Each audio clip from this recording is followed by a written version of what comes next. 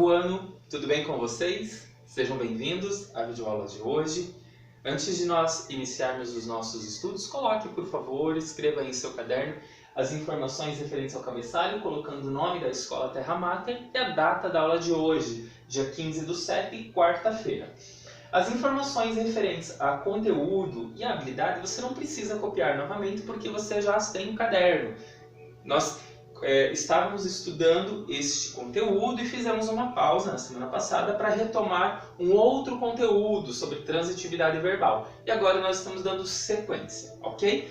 Apenas para verbalizar, então nós estamos estudando relato pessoal, que é um gênero textual, e a habilidade consiste em conhecer as características desse gênero textual.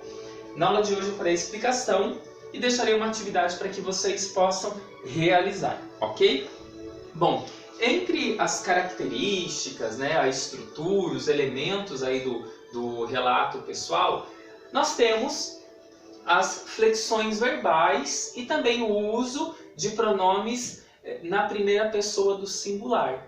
O tempo verbal mais utilizado é o pretérito, porque são ações que aconteceram no passado, então se usa o pretérito perfeito, mais que perfeito, e também o pretérito imperfeito, Ou também o denominado presente histórico. Você lembra o que é o presente histórico? Nós conversamos sobre isso no ano passado, Você ainda tem essa informação aí na sua memória, Esse tempo é usado para produzir uma maior proximidade com o leitor, E conferir também, atribuir maior vivacidade às ações, Mesmo sabendo que elas já foram realizadas, que elas já foram concluídas, Como esse gênero narrativo, nós temos ali a presença de elementos relacionados à narração, nós temos aí também, então, personagens, espaço, tempo, conflito, clímax e o desfecho, ok? Nós vamos retomar agora alguns trechos do relato do Daniel Munduruku, que apresenta esses elementos, ok? Então, vamos analisar? Abra o seu MD na página 21, encontre essa página, por favor. Nós vamos analisar ali, primeiramente, os elementos da narrativa. Nós temos ali o narrador. Então, primeira pessoa, é o próprio autor do texto. Nós temos aí alguns trechos que comprovam essas informações. Como, por exemplo, você vai perceber nesse trecho que nós vamos fazer a leitura que os verbos estão flexionados na primeira pessoa do singular e há também pronomes referentes à primeira pessoa. Vamos analisar então, atenção a as palavras que estão em negrito nestes trechos, ok? Nasci índio. Você percebe ali que nós temos um sujeito oculto, Ele é percebido ali pela desinência verbal. Esse verbo ele está flexionado na primeira pessoa. Eu nasci. Nasci índio. Fui aos poucos, no entanto, que me aceitei índio. Relutei muitas vezes para aceitar essa condição.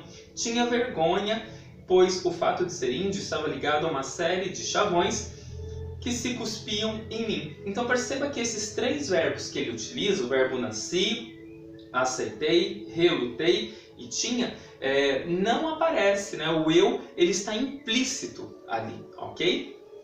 E aí nós temos ali os pronomes me e mim que se referem à primeira pessoa do discurso, ao eu, ok? Agora vamos ver os tempos narrativos. Lembra que eu falei que são tempos relacionados ao pretérito? Então vamos verificar ali. Ainda jovem, me vi. Nós temos a informação de que esse vi, ele se relaciona ao pretérito perfeito, ok? Em crise de identidade. Aceitar minha origem significava, esse verbo está no pretérito imperfeito. Abandonar uma série de comportamentos que já tinha projetado. Então nós temos ali o pretérito mais que perfeito, equivale ali a projetar, ok? O tempo da narração, a duração dos eventos principais. Então, por meio dele nós temos uma contextualização, ok? Nasci índio, ainda jovem, já me vi em crise de identidade, nas minhas idas e vindas da aldeia para a cidade, sempre que eu vinha para a cidade, da cidade para a aldeia, passaram-se muitas horas, hoje sou um saudoso e agradecido neto. Então perceba que nós temos uma marcação temporal por meio aí desses dessas palavras, dessas expressões. Agora nós temos também um espaço. Esse espaço apresentado ali pelo Daniel cria em nós um cenário mental. Nós conseguimos imaginar, né, pelas palavras que ele traz, de onde é esse local, né, onde essa história se passa.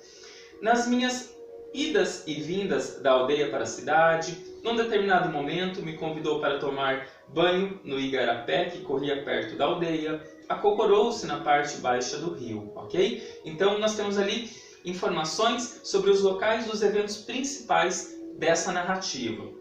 E nós temos os personagens, que podem ser principais ou secundários, né? Aqueles que tomam parte das ações do enredo. Vamos lá então.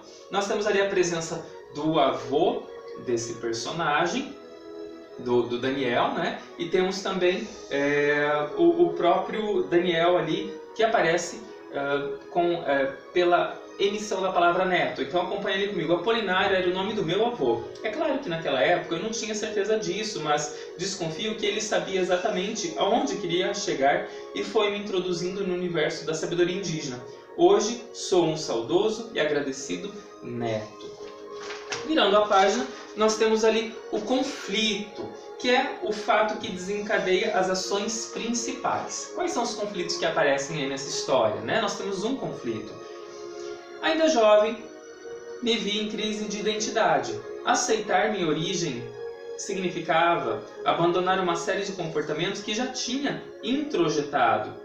E eu não tinha muita coragem de fazer isso. Vi que as meninas da minha idade se afastavam de mim. E por isso associei o fato de ser índio à ideia de falta de beleza. Seria eu feio? Achava que sim.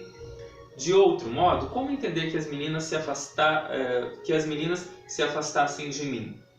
Então perceba que ali nós temos uma questão da autoestima, problemas que estão relacionados à forma como ele se via, como ele se percebia. E aí nós temos o clímax, que é o momento de maior tensão dessa narrativa, né? E já vai preparando o leitor para o desfecho, para o momento final. Fui, sem atentar em nada que fosse anormal no comportamento do velho.